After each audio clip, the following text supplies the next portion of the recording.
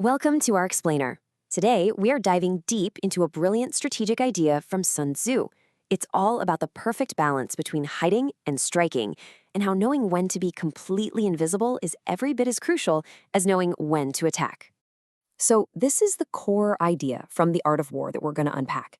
And look, this isn't about being good at defense or being good at offense. It's about mastering the seamless flow between the two. The idea is to create a dynamic where your defense isn't just some passive shield, it's actually the coiled spring for your attack. You know, Sun Tzu uses these incredible, almost poetic extremes to make his point. The deepest earth isn't some literal place, right? It's a state of being, of absolute concealment, where your opponent has no idea where you are or what you're planning. And the highest heavens? Well, that represents an attack that just comes from nowhere. So sudden, so unexpected, it's literally impossible to defend against.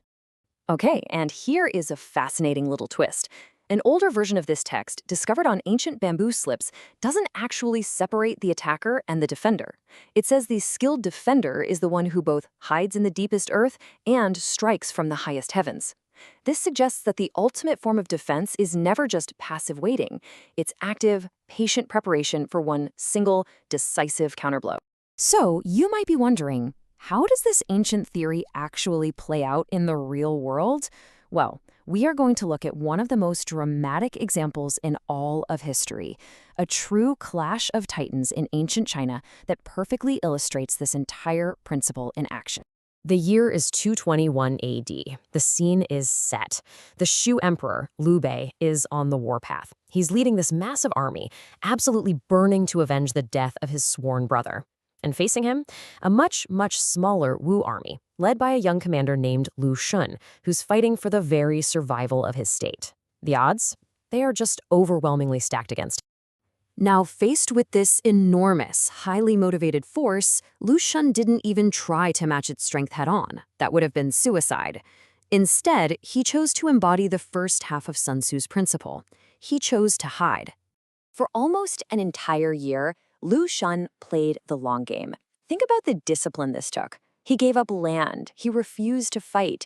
He endured constant taunts and insults from the enemy.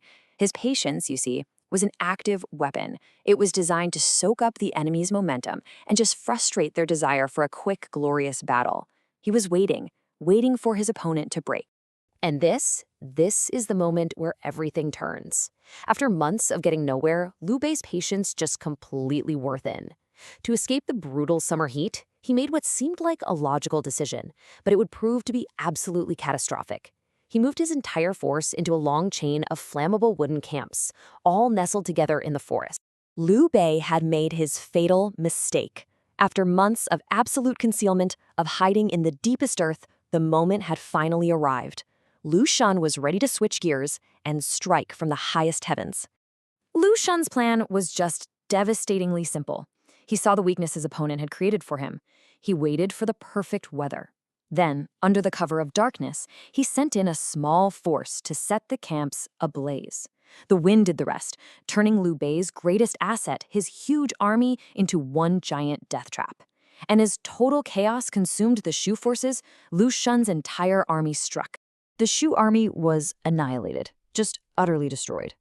But even in this moment of total victory, Lu Xun didn't get carried away. He actually stopped the pursuit because he anticipated that another rival state might try to take advantage of the situation. And you know what? He was right. Because he was prepared, he easily fought off their attack, securing not just his victory, but his nation.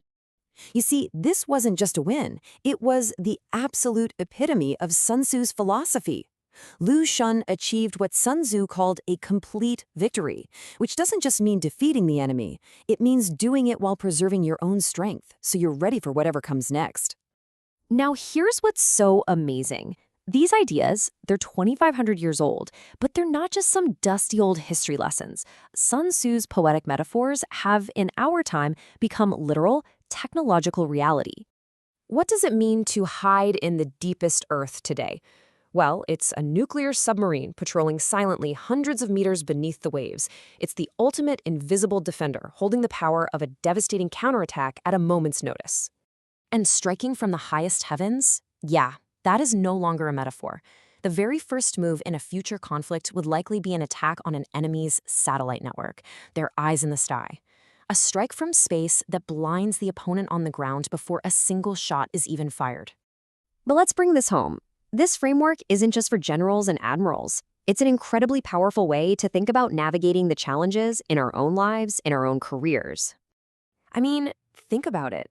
There are times in your life to hide, to be patient, to learn a new skill, to build your resources, to just watch the landscape without making a big move.